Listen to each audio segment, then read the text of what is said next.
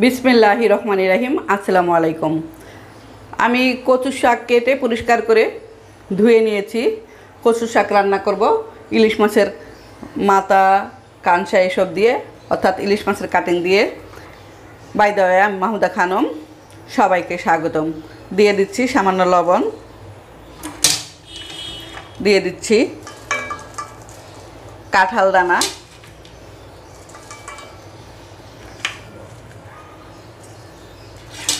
দিয়ে দিচ্ছি রসুন থেতো করে দিয়ে দিলাম। দিয়ে দিচ্ছি সামান্য পানি।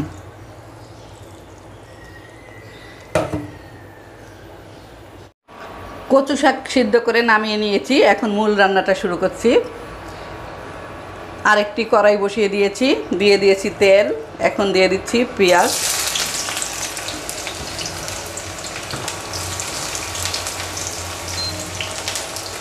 পেঁয়াজটা গোল্ডেন ব্রাউন করে ভেজে নিব।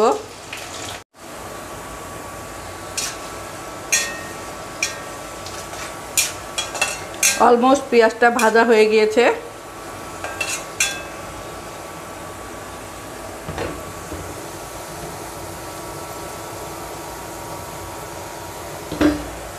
এখন দিয়ে দিচ্ছি ইলিশ মাছের মাথা,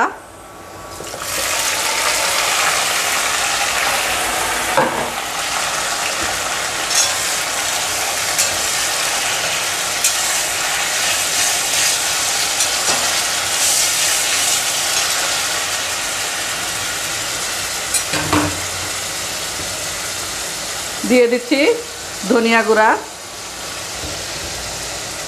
হলুদের গুঁড়া,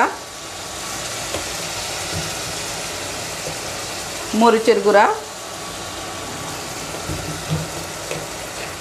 স্বাদ মতো লবণ,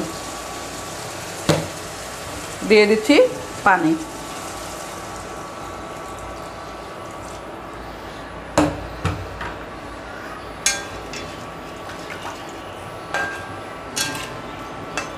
ভালোভাবে ভুনা করে নিব, তারপরে শাকগুলো দিয়ে দিব।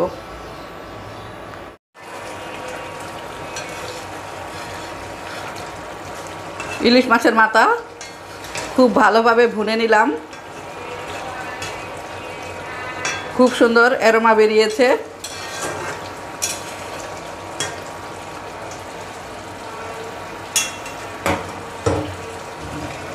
এখন সিদ্ধ করা কচু শাকগুলো দিয়ে দিচ্ছি।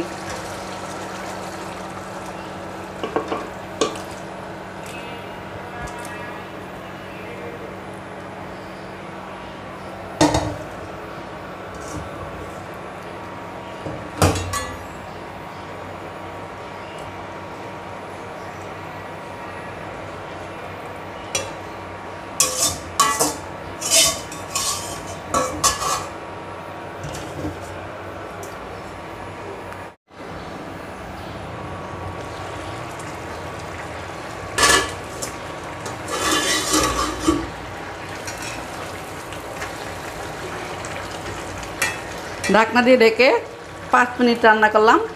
অলমোস্ট রান্নাটা হয়ে গিয়েছে। চুলাটা অফ করে দিচ্ছি।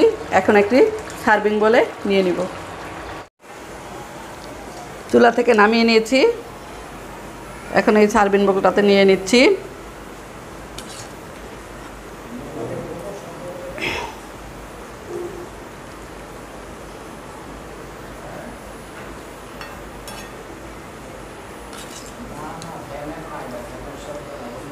খুব কম সময়ে অল্প উপকরণ দিয়ে হয়ে গেল কচুর শাক রান্না।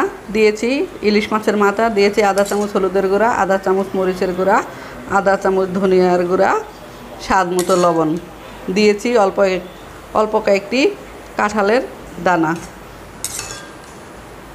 সবাই ভালো থাকবেন, সুস্থ থাকবেন।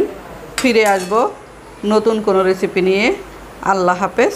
আসসালামু আলাইকুম।